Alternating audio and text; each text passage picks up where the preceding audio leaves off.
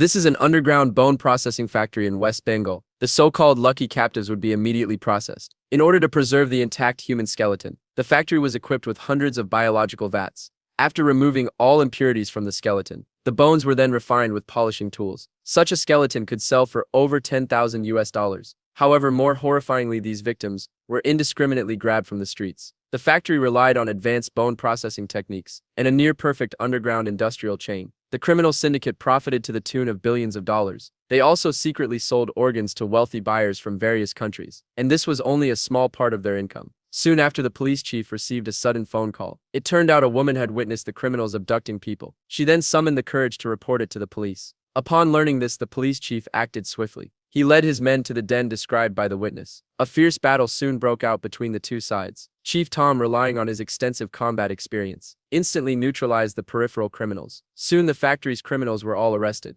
Although incriminating evidence was laid out before them, the ringleader of the gang secretly escaped. Tom promptly issued a citywide wanted notice. They were determined to capture Jack and make him face the punishment he deserved. But what he did not expect was that Jack had already fled to the border with his son and clashed with the officers stationed there. Although the officers' timely response saved lives, in the end they still failed to capture Jack. When the chief arrived after receiving the news, he found only Jack's abandoned car remained by the roadside. He immediately ordered searches in the surrounding area. The injured Jack would surely go to treat his wounds, so additional personnel were dispatched to guard clinics and hospitals. Sure enough, not long after, Jack's son arrived at a small clinic to buy some bandages to stop the bleeding. However, the doctor here had long been notified by the police and immediately apprehended him on the spot. Then, based on testimony obtained during interrogation, Tom immediately led his men to the hideout to ensure he received the punishment he deserved, and thus the human trafficking crisis was resolved. Justice, though delayed, was not absent. Human dignity was ultimately protected.